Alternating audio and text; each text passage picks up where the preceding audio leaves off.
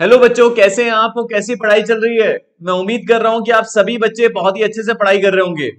बच्चों, आप लोगों के एग्जाम दिसंबर एंड से स्टार्ट है और लगभग सभी सब्जेक्ट का कोर्स आप लोगों का पूरा हो चुका होगा। कुछ स्टूडेंट्स का हो सकता है कि किसी सब्जेक्ट का कोर्स पेंडिंग हो, बट वो भी 2-4 दिन हफ्ते भर में कंप्लीट हो ही जाएगा।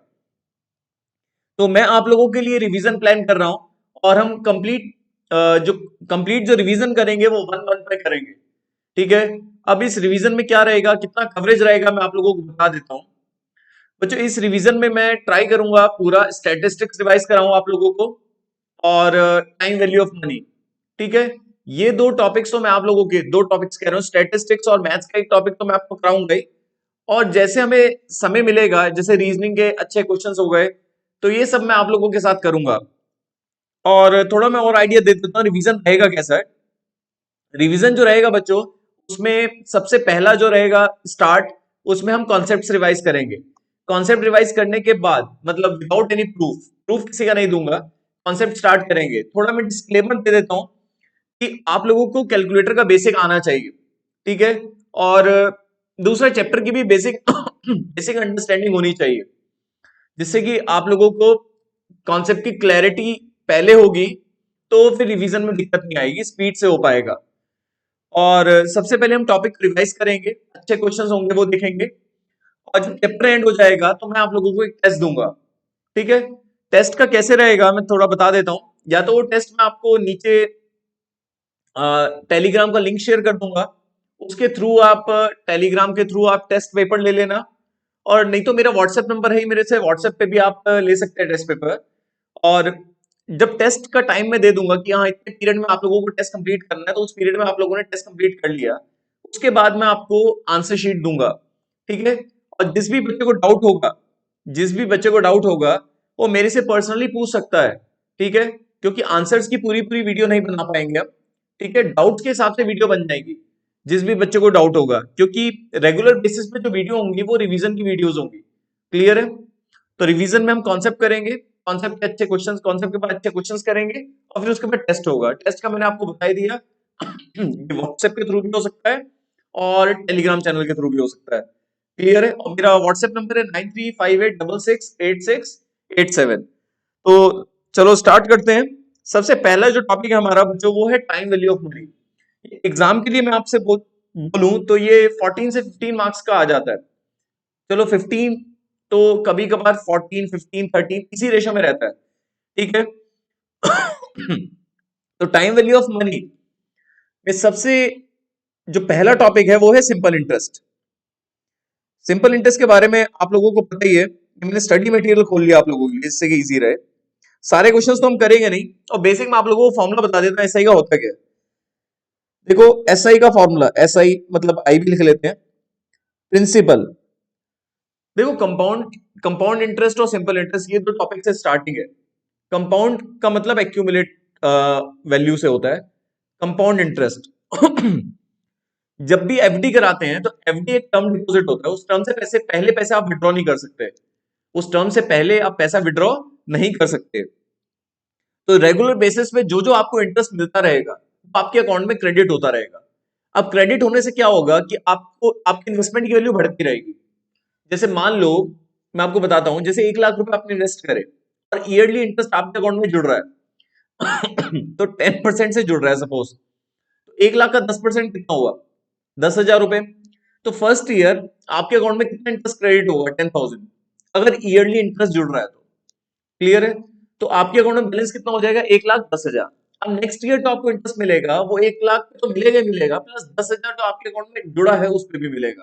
तो 1 लाख का 10% तो 10,000 हो गया, और जो 10,000 जुड़ा उसका 10% कितना हो? 1,000।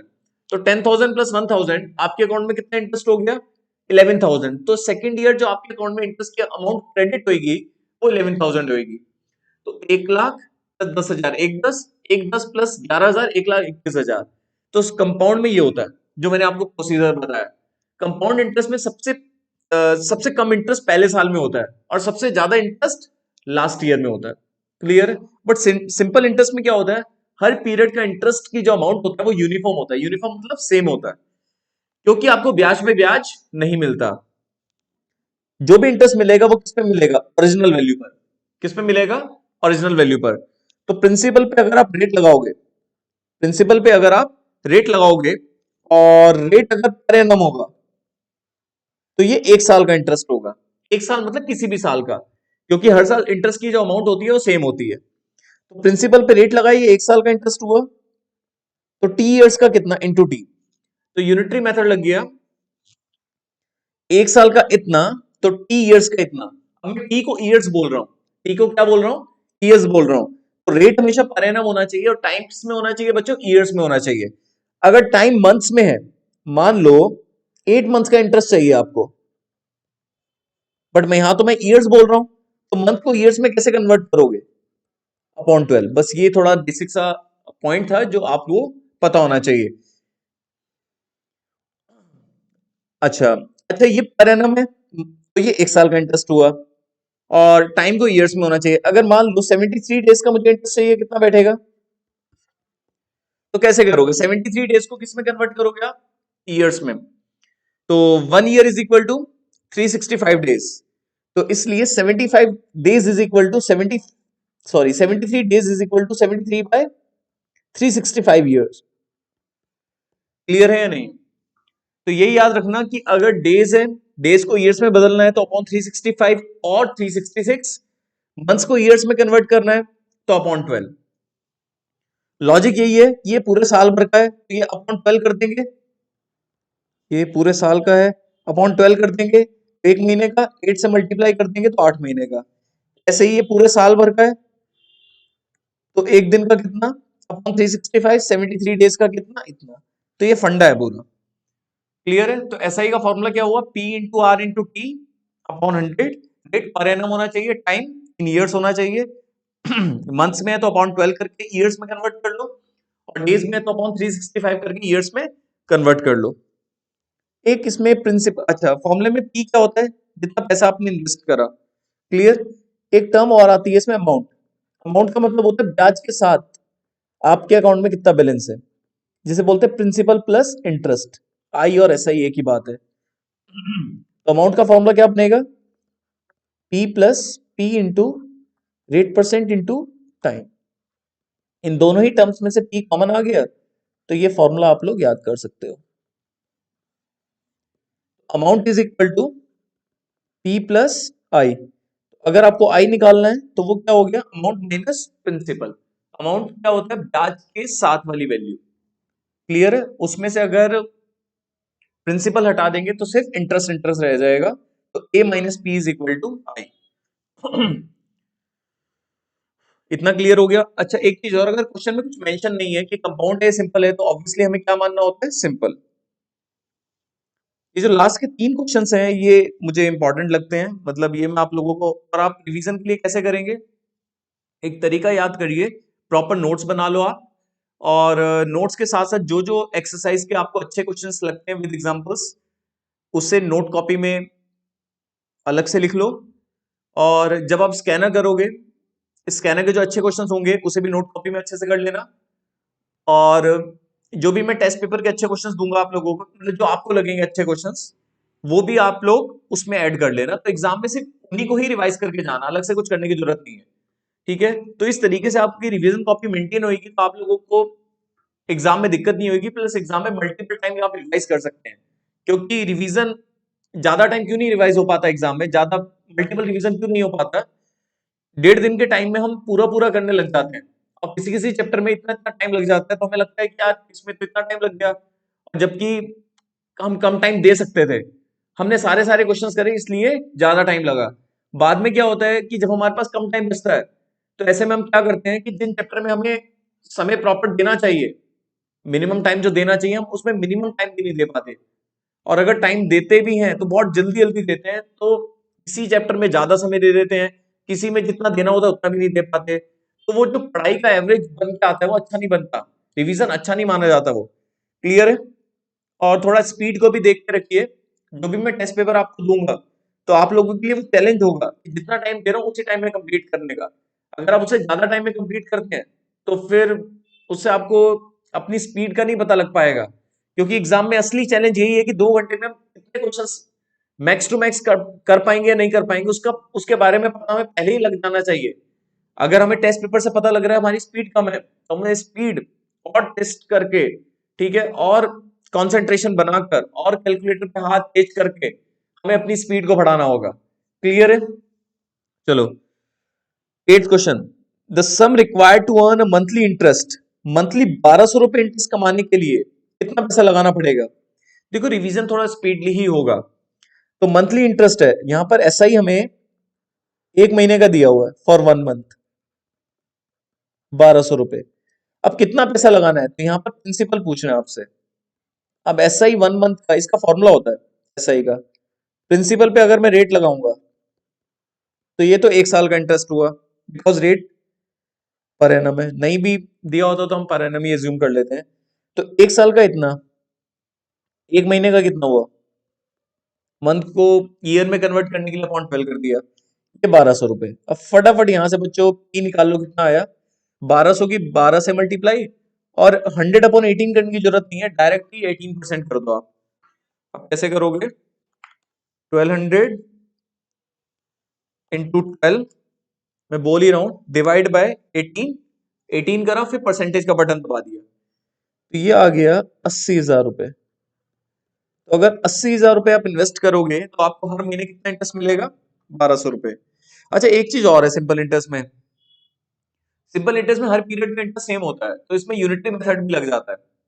यूनिटरी मेथड का मतलब ये है कि अगर आपके पास 9.75 ईयर्स का इंटरेस्ट मान लो 20,875 रुपए है और अगर मान लो आपसे पूछ रहे हैं कि 8 महीने का इंटरेस्ट कितना होगा, तो पहले आप 1 साल का निकालो। 1 साल का कैसे निकालोगे, यूनिटरी मेथड से, इतने पीरियड का इतना। क्यों यूनिटरी मेथड फॉलो होता है, क्योंकि सिंपल इंटरेस्ट में हर पीरियड का जो इंटरेस्ट है वो सेम होता है। तो 1 साल का इंटरेस्ट मान लो 1000 है, तो 10 साल का कितना होगा, 10,000 होगा। क्लियर है? तो मल्टीप्लाई करके आता है टोटल इंटरेस्ट। ऐसे ही जब आपके पास टोटल इंटरेस्ट होगा तो किसी पीरियड का इंटरेस्ट चाहिए होगा तो वो डिवाइड करके आ जाएगा। तो 20875 डिवाइड बाय 9.75, ये जो भी आया आप लोगों के कैलकुलेटर पे आ गया होगा 2141.03 अप्रोक्स हो गया। ये मतलब कितने पीरियड का है, ये 1 साल का है। दोबारा देख लेते हैं एक बारी, 20875 डिवाइड बाय 9.75, हाँ 2141 आ गया। क्लियर है? ये 12 महीने का है और मुझे 8 महीने का चाहिए, ये तो 12 महीने का हो ना, 1 साल मतलब, अपॉन 12 × 8, तो 8 महीने का हो गया। सभी बच्चों को ये आया होगा 1427.35। तो मुझे बस ये बताना था ये 9th से पहले कि 9th में ऐसा कुछ यूज नहीं है, बट वैसे कि सिंपल इंटरेस्ट में जो इंटरेस्ट की अमाउंट होती है वो यूनिफॉर्म होती है, इसलिए इसलिए क्या बोला मैंने, इसलिए यूनिटरी मेथड इसमें लग जाता है। क्लियर है? चलो, अच्छा एक चीज और, यहां पर जो आंसर आ रहा है ना बच्चों का, आपको बताता हूं, बच्चे आंसर निकालेंगे, चलो मैं ही निकाल लेता हूं। अमाउंट कितना है, 10,200, प्रिंसिपल कितना है, 8,500। तो अमाउंट और प्रिंसिपल का जो डिफरेंस होता है वो ऐसा ही होता है।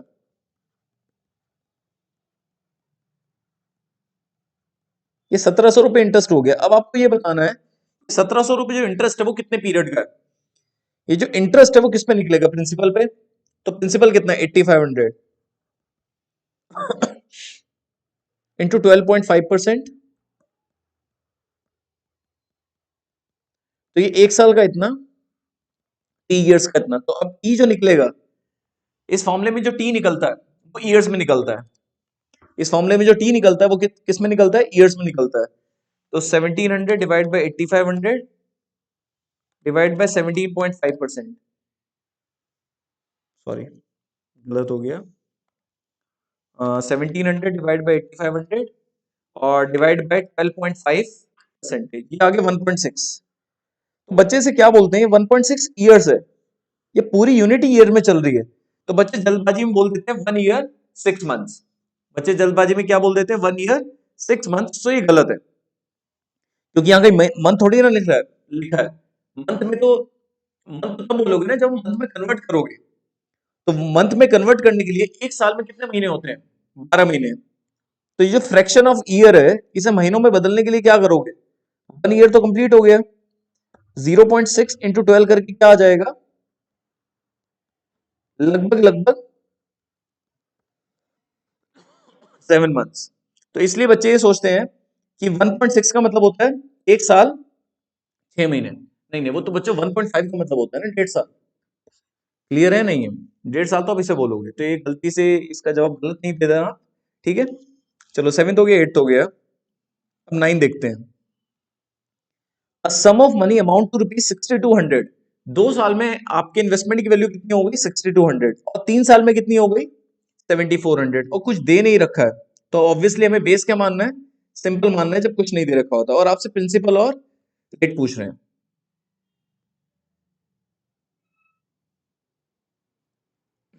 रुको बच्चों, आपने यहां पर कुछ पैसा लगाया 0 पीरियड में जिसे प्रिंसिपल बोलते हैं। 1 साल बाद, 2 साल बाद वो 6200 हो गया, और 3 साल बाद बच्चों कितना हो गया? 7400। ठीक है, 2 साल बाद आपके इन्वेस्टमेंट की वैल्यू 6200 है, और 3 साल बाद 7400। तीसरे साल इंक्रीज हुआ है, ये क्या है? ये जो इंक्रीज हुआ है तीसरे साल,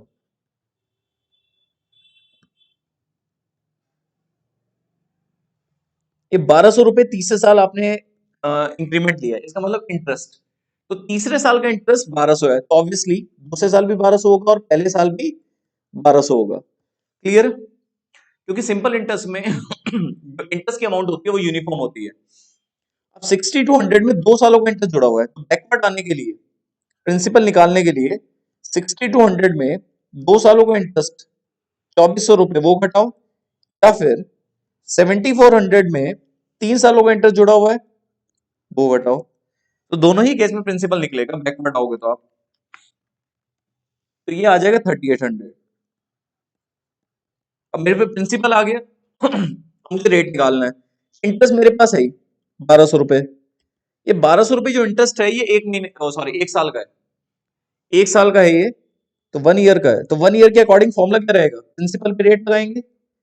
रेट अगर मैं पर एनम मान रहा हूं, तो ऑब्वियसली 1 साल का इंटरेस्ट है, तो इसलिए टाइम क्या लिया? 1 ईयर। ये जीरो कैंसिल हो गया, तो आर जो आएगा वो 1000 को किससे डिवाइड करके आएगा? 38।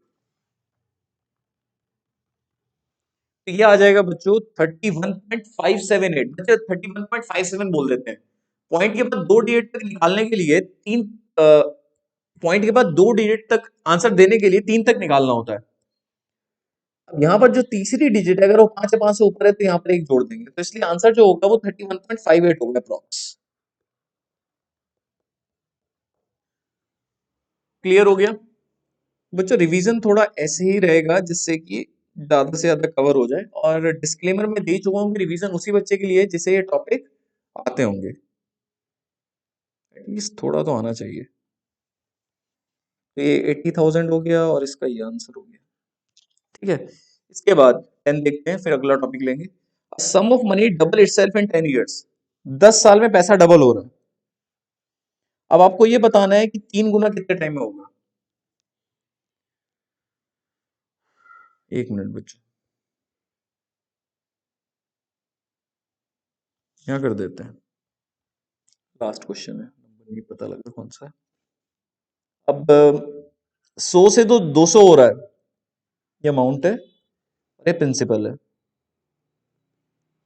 10 साल में पैसा डबल हो रहा है। अब आपको ये बताना है कि 3 गुना कितने टाइम में होगा। 100 से 300। सिंपल सी बात है कि ये जो गैप है जिसे एसआई बोलते हैं, ये 100 है यहां पर, और यहां जो गैप है ये कितना है? तो जो 3 गुना कब होगा? जब इंटरेस्ट आप कितना कमाओगे? 200। तो आप 100 रुपए इंटरेस्ट जो है वो 10 साल में कमा रहे हो। 1 रुपए इंटरेस्ट तो 200 रुपए इंटरेस्ट कितने टाइम में कमाओगे? 20 सालों में। बस सिंपल सी बात है, ऐसे हो गया। सारे क्वेश्चन ऐसे ही हो जाएंगे। एक क्वेश्चन और बना देता हूं मैं आपके लोगों के सामने।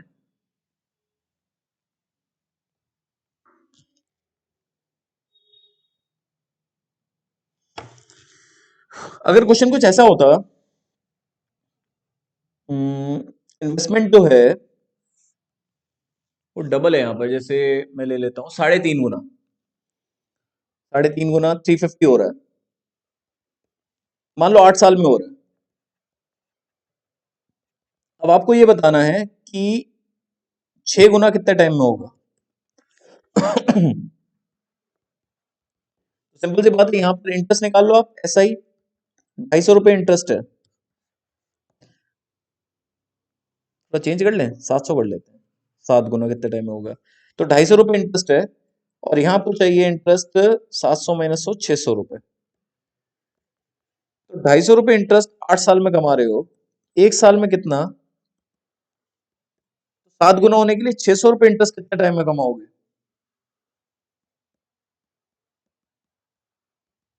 तो ये आ जाएगा 8 × 600 डिवाइड बाय 250, 19.2 ईयर्स। कैलकुलेशन देख लेना बच्चों, कोई मिस्टेक ना हो गई हो, बस तरीका आप लोगों को मिल गया। ठीक है, अब हम लोगों ने पहली एक्सरसाइज तो कंप्लीट कर ली। आप लोग विद एग्जांपल देख लेना।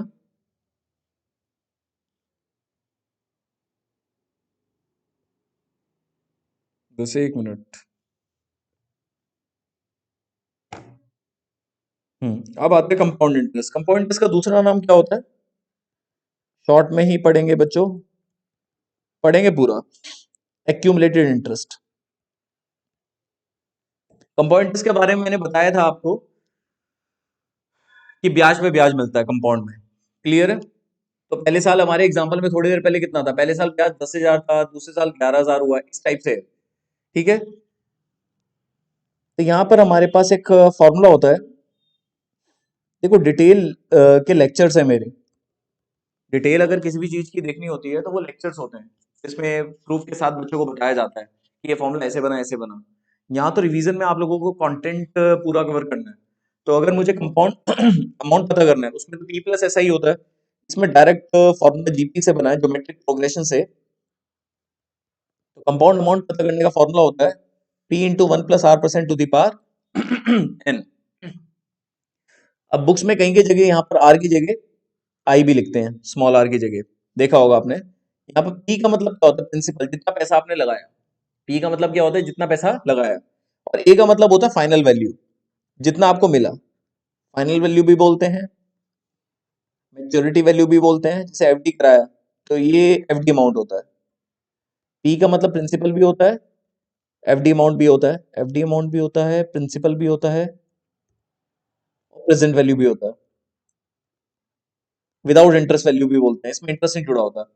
जो मैच्योरिटी वैल्यू होता है इसे फ्यूचर वैल्यू बोलते हैं, फाइनल वैल्यू भी बोलते हैं और फ्यूचर वैल्यू भी बोलते हैं, इसमें इंटरेस्ट जुड़ा होता है, क्लियर है। और पी प्रिंसिपल हो गया, ए अमाउंट हो गया, एन का मतलब जितनी बार कंपाउंडिंग हो रही है, जितनी बार ब्याज आपके अकाउंट में जुड़ रहा है, क्लियर है। और ये क्या है, जिस रेट से जुड़ रहा है, जिस रेट से जुड़ रहा है, क्लियर है। तो फाइनल वैल्यू पता करने का बच्चों फॉर्मूला क्या हुआ, A is equal to P into 1 + R% to the power n. तो इतना पैसा आपके अकाउंट में है, इतना पैसा आपके अकाउंट में है, और आपने जमा कितना करा था, पी। तो इन दोनों का डिफरेंस क्या हुआ, एक्यूमुलेटेड इंटरेस्ट। अगर किसी बच्चे को एक्यूमुलेटेड इंटरेस्ट को सीआई फाइंड करना है तो फॉर्मूला क्या होगा, अमाउंट माइनस प्रिंसिपल से बनेगा,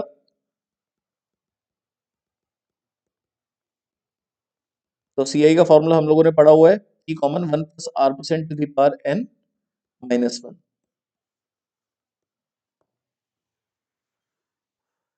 क्लियर हो गया होगा इतना। अब एक चीज और, मान लो मैं आपको बताता हूं, जैसे वैसे रेट तो है 12%, थोड़ा ठीक सा रेट ले लेते हैं, इससे कैलकुलेशन में दिक्कत ना हो। अगर ईयरली आपके अकाउंट में इंटरेस्ट जुड़ रहा है, ईयरली आपके अकाउंट में जुड़ रहा है, तो एक साल में कितनी बार जुड़ेगा, एक बार ही जुड़ेगा। किस रेट से जुड़ेगा, जो ईयर का रेट है, ठीक है।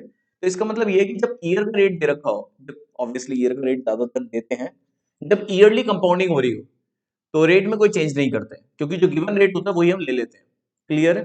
और टाइम में भी कोई चेंज नहीं करते, अगर टाइम इन ईयर्स है तो 10 साल का क्वेश्चन है तो 10 साल में कितनी बार कंपाउंडिंग होगी? 10 बार। अगर मैं एग्जांपल लो कि 10 साल का क्वेश्चन है और ये रेट है, और पहले में लिया मैंने अगर ईयरली कंपाउंडिंग हो रही है, बच्चों ध्यान से देखना, अगर ईयरली कंपाउंडिंग हो रही है तो रेट क्या लिया जाएगा? 12% ही लिया जाएगा, और टाइम क्या लिया जाएगा? 10 साल लिया जाएगा। 10 बारी कंपाउंडिंग होगी। दूसरा, अगर यही चीज हाफ ईयरली का अगर कंपाउंडिंग होगी सेमी एनुअली, तो क्या होगा? हर 6-6 महीने में कंपाउंडिंग होगी, तो 6 महीने में किस रेट से कंपाउंडिंग होगी? 6 महीने के रेट से। तो ये तो साल भर का रेट है, तो 6 महीने का रेट कितना आएगा? अपॉन 2 करके आएगा। और टाइम कितना है? एक साल में 2 बार, तो 10 साल में कितनी बार कंपाउंडिंग होगी?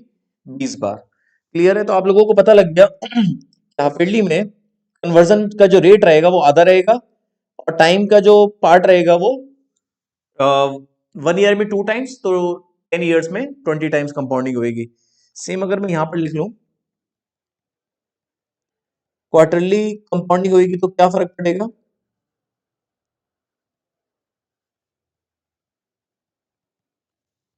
वैसे रेट कितना है? 12%। तो क्वार्टरली में क्या रहेगा? 3 महीने का क्वार्टर होता है, ठीक है? हर 3-3 महीने में इंटरेस्ट आपके अकाउंट में जुड़ेगा, तो ऑब्वियसली 3 महीने का जो रेट होगा ये 12 महीने का रेट है, तो अपॉन 12 करके तो 1 महीने का रेट आएगा, तो 3 से मल्टीप्लाई करके 3 महीने का, तो 3/12। तो 4 से डिवाइड करके क्या आ जाएगा? क्वार्टर का रेट। और टाइम क्या रहेगा? एक साल में 4 बार कंपाउंडिंग होगी, तो 10 साल में 40 बार। तो बच्चों को हम याद कराते हैं कि क्वार्टरली में 4 से डिवाइड, 4 से मल्टीप्लाई, हाफ ईयरली में 2 से डिवाइड, 2 से मल्टीप्लाई। ठीक है? उसके बाद आता है, यहाँ लिख लेते हैं, उसके बाद हाँ मंथली। अगर मंथली कंपाउंडिंग हो रही है तो महीने का रेट कैसे आएगा? ये तो साल का रेट है, महीने के रेट से कंपाउंडिंग होगी, और एक साल में 12 बार कंपाउंडिंग होगी, तो 10 साल में 120 बार। और अगर डेली बेसिस पे कंपाउंडिंग हो रही है तो रेट क्या रहेगा? ये साल भर का रेट है, तो महीने का रेट कितना हो गया ये? और एक साल में कितनी बार कंपाउंडिंग होगी? 365 बार। तो 10 साल में कितनी होगी? 365 इंटू 0, तो सॉरी 365 इंटू 10, 3650। ठीक है? सिक्स क्या रहेगा? अगर मान लो वीकली कंपाउंडिंग हो रही है तो वीक का रेट, ये तो पूरे 52 हफ्तों का रेट हो गया। ठीक है?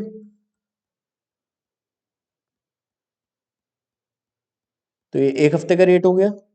टाइम, एक साल में कितनी बार कंपाउंडिंग होगी? 52 बार। तो 10 साल में कितनी बार होगी? क्लियर है? तो ये आपके कन्वर्जन हो गए। ठीक है?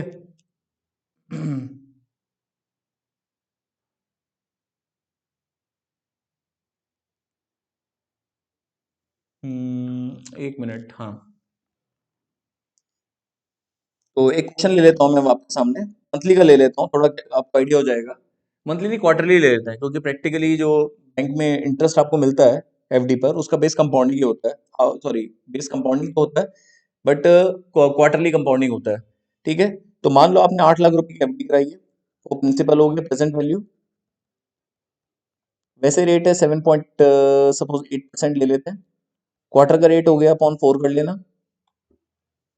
वैसे तो इससे कम ही होगा, रेट होता है। और मान लो आपने जो एफडी कराई है वो 5 साल की एफडी कराई है, तो 5 साल में कितनी बार कंपाउंडिंग होगी? 20 बार। तो बस आपको मैच्योरिटी वैल्यू पता करनी है, एमवी, और आपने कितना इंटरेस्ट कमाया ये पता करना है। तो ये कैसे करोगे? सब बच्चों को पता तो है ही, 7.8 लिखा, डिवाइड बाय 100 करो, और अपन में 4 है, डिवाइड बाय 4 भी कर दो, ये आ गया, फिर +1 कर दो। ये +1 आ गया। अब इसकी पावर 20 चाहिए, तो कैलकुलेटर तो आना ही चाहिए। इंटू इंटू के बाद इक्वल टू करोगे तो पावर में 1 का टेबल चलेगा, 2 3 4 5 इंटू कर दो 5 का टेबल 10, फिर इंटू कर दो 10 का टेबल 20 और इंटू 8 लाख। तो अमाउंट कितना आ गया? 11,77,157.54 अप्रोक्स। तो ये आ गया एफडी का maturity value. Clear? Compound interest कितना हुआ? आपने इतना पैसा लगाया था और इतना आपको मिला, तो अमाउंट माइनस प्रिंसिपल -8 लाख। तो इस पीरियड का इंटरेस्ट कितना हो गया? 3,77,157.54।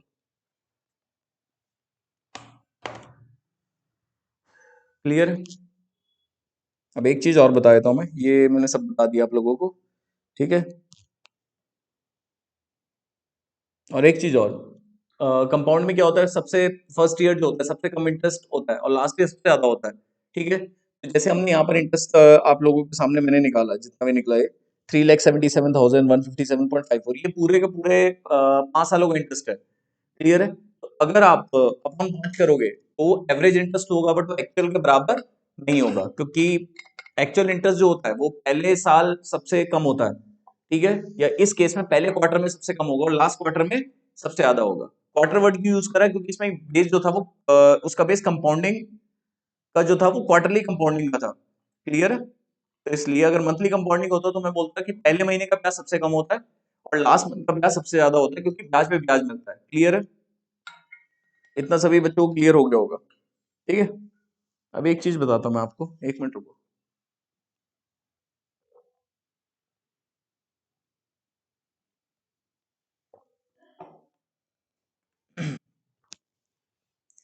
अब हेडिंग लिख सकते हैं, compounding is done at different rates.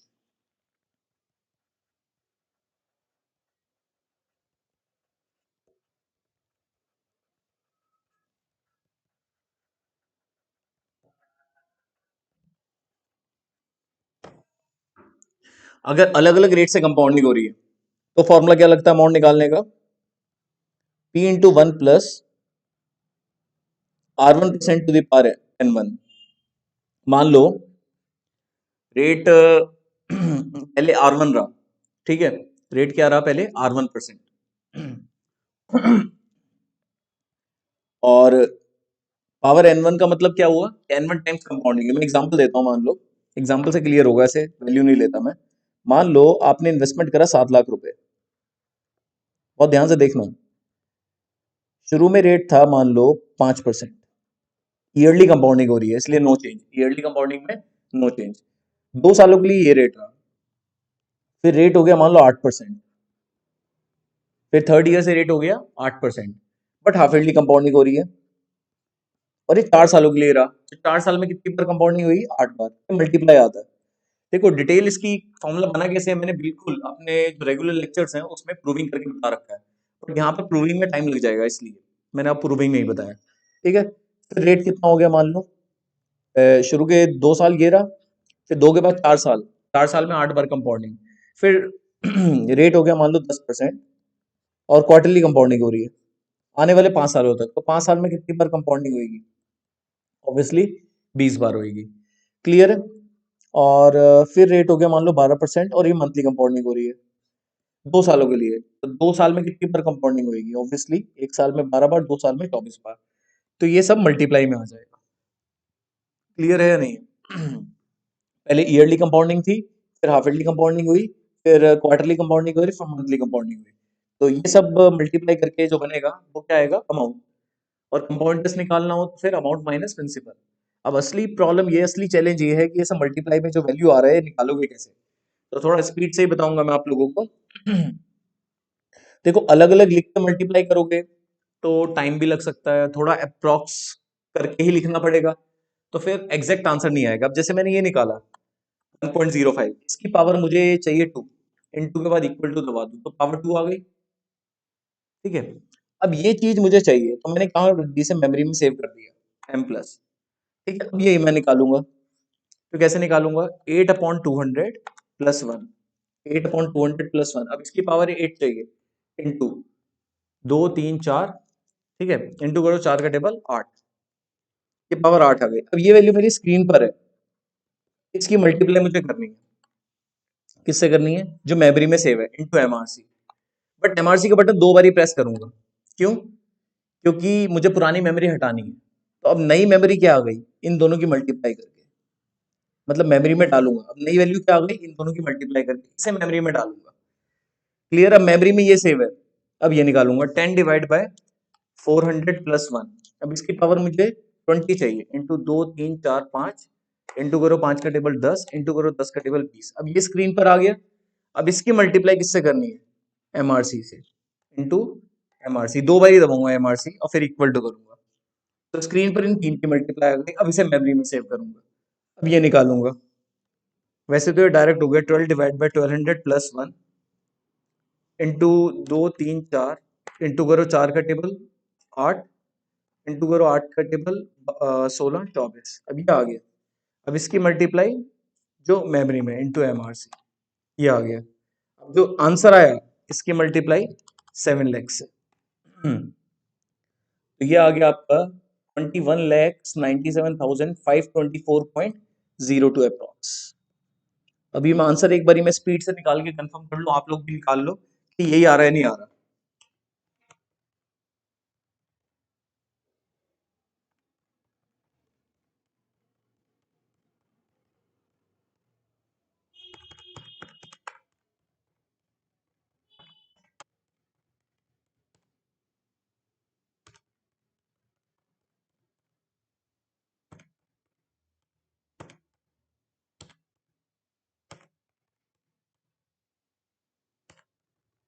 ये आ रहा है 21,97,000, बिल्कुल सही आ रहा है। ठीक है, तो अगर डिफरेंट रेट से कंपाउंडिंग हो रही है तो आपके अकाउंट में क्या बैलेंस है वो हमें इस फॉर्मूले से पता लग गया। जितने रेट्स होंगे उतने फैक्टर्स मल्टीप्लाई में आ जाएंगे, जितने रेट्स होंगे उतने फैक्टर्स कहाँ आ जाएंगे? मल्टीप्लाई में। ठीक है, चलो अब एक चीज और, दो क्वेश्चन मैं ले लेता हूँ, काफी इंपॉर्टेंट क्वेश्चन है ये भी। देखो कभी भी फॉर्मूला जो है हमारे पास, जैसे A is equal to P into 1 plus R percent to the power N का जो फॉर्मूला है, इसमें जो एन है वो डेसिमल में आंसर निकालते हुए तो आ जाए। आंसर जब आप निकाल रहे हैं तो डेसिमल में आ जाए, चलो। बट फॉर्मूला लगाते हुए कभी भी एन डेसिमल में नहीं लेना। मैं आपको क्लियर करता हूँ क्यों। मान लो आपने 2.5 लाख रुपए की एफडी कराई, ये तो प्रिंसिपल हो गया, और रेट मान लो 6% है, और मैं मान लिया कि ईयरली कंपाउंडिंग हो रही है, तो एडजस्टमेंट की नीड नहीं है, ईयरली कंपाउंडिंग हो रही है। तो अब क्वेश्चन ये है कि 3.5 साल बाद आपके अकाउंट में कितना बैलेंस होगा। शॉर्ट शॉर्ट में लिख दिया मैंने, 3.5 साल बाद आपके अकाउंट में कितना बैलेंस होगा। तो बच्चा ये सोचता है कि प्रिंसिपल तो 2.5 लाख है, रेट 8% है, और सॉरी, रेट कितना है 6%, और एन जो है वो 3.5 है, 3.5। तो 3.5 में वो क्या करता है, 7/2 कर देता है। 7/2, तो 7/2 का मतलब क्या होता है, पावर 7 लिया उसने और फिर उसका रूट कर दिया। 7/2 का मतलब क्या होता है, जैसे मान लो 2 की पावर 7/2 है, तो 2 की पावर 7 कितना होता है, 128 होता है शायद, हाँ, और फिर उसका रूट कर दिया। क्लियर है? ये तो ठीक है, प्रोसीजर तो ठीक है, बट यहाँ पे ये लगेगा नहीं। क्यों? क्योंकि फॉर्मूला ये कहता है कि अगर आप देखें तो अगर 2.5 लाख रुपए आपने लगाए हैं और 6% से कंपाउंडिंग हो रही है, तो 3 साल बाद आपके अकाउंट में कितना बैलेंस है ये पता कर लो आप। उससे जस्ट पहले वाला पीरियड, उससे जस्ट पहले वाला पीरियड जो कंप्लीट है, तो 3 साल बाद आपके अकाउंट में ये बैलेंस है। तो ये जो भी बैलेंस आया, ये जो भी बैलेंस आया, अब आपको इस पे इंटरेस्ट मिलेगा, साल भर का इतना, साल भर का इतना, और 6 महीने का इतना, ऐसे निकलता है। क्लियर है नहीं है? ठीक है, अब 1.06 पावर 3 चाहिए, इंटू इक्वल टू इंटू 2,50,000। इसे मैंने डाल दिया मेमोरी में एम प्लस।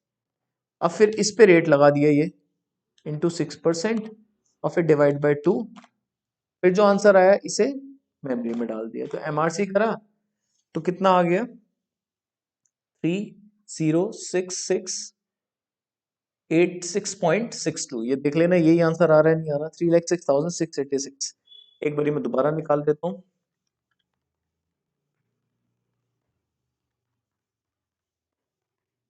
हाँ यही आ रहा है, और जमा कितना करा, 2.5 लाख, तो बाकी क्या हो गया, इंटरेस्ट 56,686.62। क्लियर है। अगर यही चीज होती, थोड़ा सा अगर चेंज कर रहा हूँ, ये 3.5 साल होते बट हाफ ईयरली कंपाउंडिंग हो रही होती, तो हाफ ईयरली कंपाउंडिंग से क्या होता है, 2.5 लाख होते, प्रिंसिपल तो 2.5 लाख ही होता, हाफ ईयर रेट कितना हो जाता, 3%। क्लियर है, हाफ ईयर रेट कितना हो जाता, 3%। और 3.5 साल में कितनी बार कंपाउंडिंग होती, 7 बार। कैसे, 3.5 इंटू टू, 7 टाइम्स। क्लियर है या नहीं है, तो एडजस्टमेंट की नीड नहीं होती, तो एडजस्टमेंट की नीड नहीं होती। एडजस्टमेंट, इस टाइप की एडजस्टमेंट की नीड तब होती है, अलग से तब करना पड़ता है जब टाइम डेसिमल में आ जाए। ऐसे ही अगर क्वार्टरली होता तो क्वार्टरली में भी नहीं होता, क्योंकि 3.5 साल का मतलब क्या होता है, 3.5 इंटू 4, 14 क्वार्टर होते हैं। तो अगर टाइम जो आपका है वो परफेक्ट नंबर में आ जाए, नेचुरल नंबर में, तो फिर डायरेक्ट फॉर्मूला लग जाता है ये वाला। और अगर डेसिमल में आता है तो फिर उससे पहले वाला कंप्लीट पीरियड देखते हैं, और फिर वहां तक कितना बैलेंस है आपके अकाउंट में, ये अब जो बैलेंस है उस पे आपको इंटरेस्ट मिलेगा, जितना बचा हुआ पीरियड है उस हिसाब से। क्लियर है नहीं है। तो रिवीजन में तो इस हिसाब से इतना ही बताया जाएगा। बाकी थोड़ा सा अगर मैं और अच्छा क्वेश्चन बनाऊं इसमें, तो अच्छा क्वेश्चन कैसे बनेगा, मान लो 3.75 ईयर्स है और हाफ ईयरली कंपाउंडिंग हो रही है, तो 3.75 की 2 से मल्टीप्लाई करूंगा तो 7.5 आएगा। फिर यहां तो डेसिमल में आ गया, यहां तो डेसिमल में आ गया। अब 3.75 का मतलब क्या होता है कि आपको ये देखना पड़ेगा कि 7.5 हाफ ईयर्स बैठ रहे हैं, तो 7.5 ईयर तो उससे पहले कंप्लीट है ना, 7.5 ईयर्स कंप्लीट है, तो 2.5 लाख इंटू हाफ ईयर का रेट, 7.5 ईयर्स तो कंप्लीट है। 3.5 साल तो ये हो गए ना, 7.5 ईयर्स का मतलब ऐसे देख लो ना, आप 3.5 साल तो कंप्लीट हो गए। अब 3.75 में 3.5 साल तक का तो आपने ले लिया हिसाब, अब तो 0.25 ईयर्स का नहीं लिया। अब इस वैल्यू पे आपको इंटरेस्ट मिलेगा, पूरे साल भर का इतना, और 0.25 से मल्टीप्लाई कर दो, यूनिटरी मेथड। ठीक है, अब ये कितना बैठेगा, 1.03 इंटू 2 3 4 5 6 7 इंटू 2.5 लाख, जो वैल्यू आई रेट लगाए इंटू 6% और इंटू 0.25 मेमोरी में डाल दिया, तो ये आ गया, थोड़ा ज्यादा ही आएगा क्योंकि हाफ ईयरली कंपाउंडिंग हो रही है और पीरियड भी ज्यादा ही है, वैसे भी वो 3.5 साल था। 3,12,080.49, ये एक बार कैलकुलेटर पे देख लेना आप लोगों को कितने आ रहा है, अमाउंट हो गई। क्लियर है, थोड़ा सा आपको देखना पड़ेगा, इस टाइप से कैलकुलेशन आपको देखनी पड़ेगी, क्वेश्चन अच्छा बन जाता है। क्लियर। अब एक चीज और, ये तो हमारा हो गया। अब नेक्स्ट आता है, क्योंकि लास्ट होगा इस क्लास का, effective rate of interest. Effective rate of interest की कैलकुलेशन के लिए आप लोगों को कैलकुलेटर वाला पार्ट स्ट्रांग होना चाहिए। इफेक्टिव रेट ऑफ इंटरेस्ट मैं थोड़ा सा एग्जांपल से क्लियर करता हूँ। इफेक्टिव रेट ऑफ इंटरेस्ट का मतलब होता है जो आप वास्तव में कमा रहे हो। इफेक्टिव रेट ऑफ इंटरेस्ट का मतलब होता है जो आप वास्तव में कमा रहे हो। मैं बहुत छोटा सा एग्जांपल से क्लियर करता हूँ, सिर्फ 2 एग्जांपल दे दूंगा, उससे क्लियर कर दूंगा, फिर फॉर्मूला में याद कर लेंगे। इफेक्टिव रेट, एक तो रेट जो है ना, ये रेट हमेशा पर एनम होता है, पर एनम होता है, परसेंटेज में होता है, मतलब 100 रुपए पे आपने कितना कमाया साल भर में, 100 रुपए में आपने कितना कमाया साल भर में। अगर मान लो 12% नॉमिनल रेट है, 12% क्या है, नॉमिनल रेट, जो क्वेश्चन में गिवन होता है, और हाफ ईयरली कंपाउंडिंग हो रही है। अब ध्यान से देखना, आपने 100 रुपए लगाए, एंड ऑफ 6 मंथ्स, 6 महीने बाद आपके अकाउंट में कितना बैलेंस होगा, हाफ ईयरली कंपाउंडिंग हो रही है, 100 रुपए लगाए, +6%, +6% तो समझते हैं ना, या पहले ऐसे निकाल लो, 100 इंटू 6% प्लस इक्वल टू 6 रुपए आपको मिलेंगे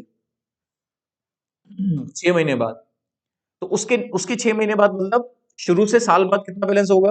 अब नेक्स्ट हाफ ईयर में आपको इंटरेस्ट मिलेगा, क्योंकि अब कंपाउंड हो गया ना, 106 का 6%, तो साल भर में आपने कितना कमाया, पहले हाफ ईयर में 6, कंपाउंड होने की वजह से दूसरे हाफ ईयर में 6.36, 100 रुपए में, साल भर में आपने कितना कमाया, 12.36। ये परसेंटेज है क्योंकि 100 पे है और साल भर में है, तो साल भर का इफेक्टिव कितना हो गया आपका, 12.36। क्लियर हुआ या नहीं हुआ? ऐसे नॉमिनल 12% था, बट 2 बारी कंपाउंडिंग होने की वजह से इफेक्टिव ज्यादा बैठ गया। अब अगर यही चीज हाफ ईयरली के बजाय क्वार्टरली कंपाउंडिंग हो रही होती, तो अगर आप 100 रुपए लगा रहे हो, तो फर्स्ट क्वार्टर बाद, सेकेंड क्वार्टर बाद, थर्ड क्वार्टर बाद, फोर्थ क्वार्टर बाद मेरे अकाउंट में कितना बैलेंस होगा ये पता करते हैं। फोर्थ क्वार्टर मतलब साल। अब क्वार्टर का रेट निकालना पड़ेगा। साल का रेट 12% है अपॉन 4, क्वार्टर का रेट है 3%, तो 100 × 3%, 3, ये आ गया एक क्वार्टर बाद आपके अकाउंट में बैलेंस। फिर इसका 3%, ये आ गया 106.09। फिर थर्ड क्वार्टर का इंटरेस्ट इंटू 3%, बैलेंस हो गया 109.2727। फोर्थ क्वार्टर इंटू 3%, 3.278181 जो भी है, ये हो गया 112.55 जो भी। कुल मिला के ये इंक्रीज हुआ तो 12.55, तो इफेक्टिव कितना हो गया 12.100 पे। तो क्वार्टरली में और ज्यादा बेटा। तो यही बात है कि जितनी ज्यादा बार कंपाउंडिंग होगी उतना इफेक्टिव साल भर का ज्यादा रहेगा। तो फिर हम बच्चों को याद करा देते हैं कि इफेक्टिव रेट जो ईयरली में होता है वो सबसे कम होता है। ईयरली में तो इफेक्टिव रेट वही होता है जो क्वेश्चन में होता है। अगर ईयरली कंपाउंडिंग हो रही होती, अगर ईयरली कंपाउंडिंग हो रही होती तो साल भर में आप कितना कमाते हैं 12 रुपए। हाफ ईयरली कंपाउंडिंग की वजह से कितना कमाया 12.36। क्वार्टरली कंपाउंडिंग की वजह से कितना कमाया साल भर में 12.55। तो इफेक्टिव रेट ईयरली में सबसे कम होता है, फिर उसके बाद हाफ ईयरली में आता है, फिर उसके मुकाबले ज्यादा आता है क्वार्टरली में, फिर उसके मुकाबले ज्यादा आता है मंथली में, फिर उसके मुकाबले ज्यादा आता है डेली में। और हाँ ठीक है, मंथली डेली, वीकली होता तो वीकली यहाँ पे बीच में आ जाता। क्लियर है? तो ये चीज होती है।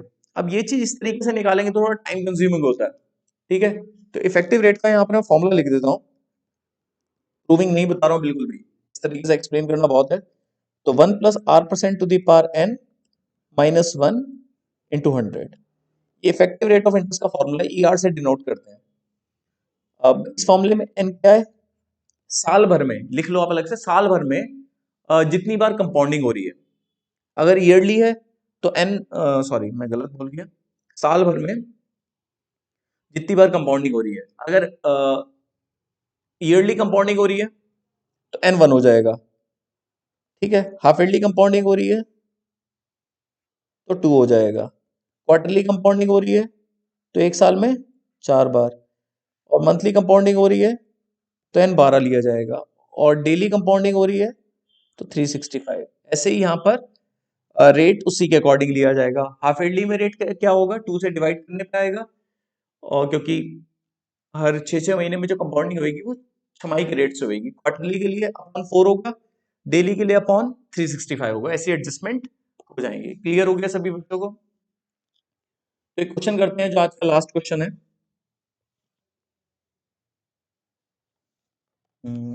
रुको बच्चों, यहाँ साइड में कर देता हूँ।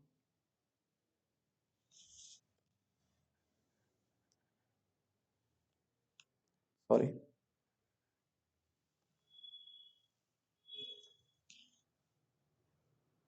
एक मिनट स्क्रॉल हो रहा है।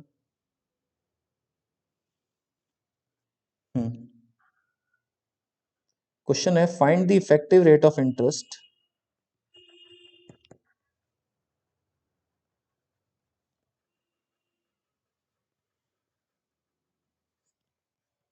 corresponding to nominal rate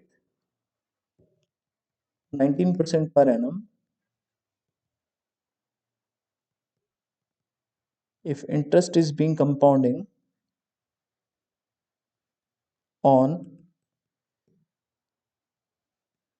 yearly basis। Yearly के बाद आता है हाफ ईयरली बेसिस, तीसरा पार्ट आएगा आपका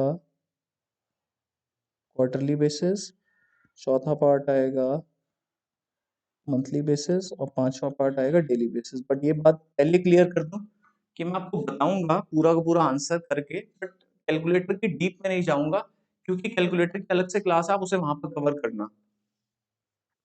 ईयरली कंपाउंडिंग हो रही है, अगर आप फॉर्मूले से भी लगाएंगे तो ईयरली यही बैठेगा। निकालना भी चाहो तो 19% से कंपाउंडिंग हो रही है एक साल में, ये पावर 1 होगा तो ये कैंसिल हो जाएगा, तो 19% क्या आएगा। तो effective rate 19%, sorry, effective rate nominal के बराबर होता है अगर ईयरली कंपाउंडिंग हो रही हो तो।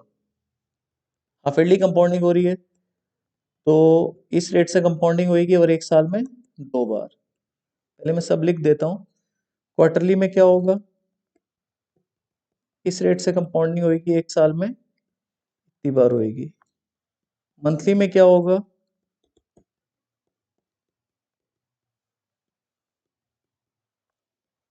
डेली में क्या होगा,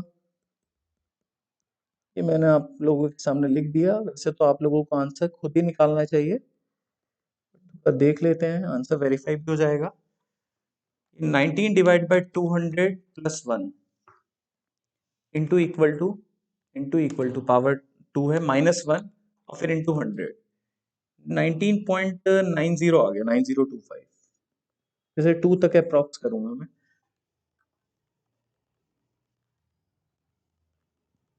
यही आ रहा है, ठीक है। अगला 19 divide by 400 plus 1 into 2 3 4 -1 into 100, ये आ जाएगा 20.397, तो 20.40 हो गया अप्रॉक्स। फिर ये 19 डिवाइड बाई 1200 प्लस 1, अब इंटू इंटू करोगे तो पावर 1 का टेबल 2 3 4, इंटू के बाद इक्वल टू करेंगे 2 3 4, फिर इंटू कर दो 4 का टेबल 8 12, फिर -1 इंटू 100, ये आ गया बच्चों 20.75 अप्रॉक्स।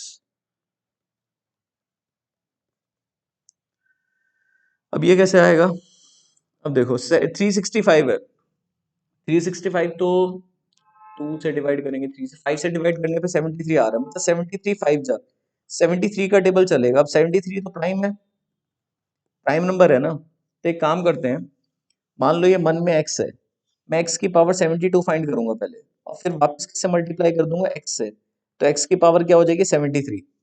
अब ये x है, इसकी पावर पहले हम 73 लेते हैं, अब x पहले निकालता हूँ।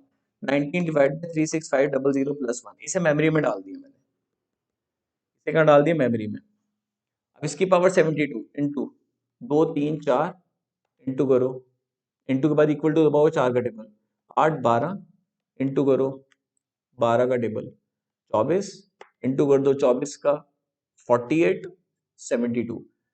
अब 72 आ गया, अब इसकी मल्टीप्लाई किससे करनी है, जो 72 आए इसकी मल्टीप्लाई वापस x से करनी है, और x कहाँ है, मेमोरी में, तो इंटू MRC, फिर 73 पावर आ गई। अब इंटू करो 73 का 2 3 4 5, फिर -1 इंटू 100, ये आ गया 20.918, 20.92 हो गया अप्रॉक्स।